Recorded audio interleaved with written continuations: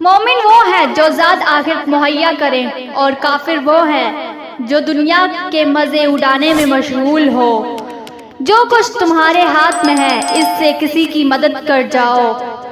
جو لوگ تمہارے دوست بننا چاہتے ہیں ان کے دوست بنو، عاقل کہلاؤ۔ داناؤں میں اعلیٰ درجے کی دانائی تقویٰ ہے اور کمزوریوں میں سب سے بڑی بد اخلاقی اور بدعمالی ہے۔ اپنی تعریف زیادہ کرنا ہلاکت کا باعث ہے۔ جو شخص سلام سے پہلے کوئی بات کرے اسے جواب نہ دو۔ مقدر پر راضی ہو جاؤ گے۔ جہاں حیا ہے وہاں ایمان ہے، جہاں حیا نہیں وہاں ایمان نہیں۔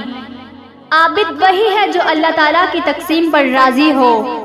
جس کے پاس عقل نہیں اس کے پاس ادب نہیں، اور جس کے پاس دین نہیں اس کے پاس حیا نہیں۔ مالداروں کے سامنے خودی کا اظہار عین تواضع ہے۔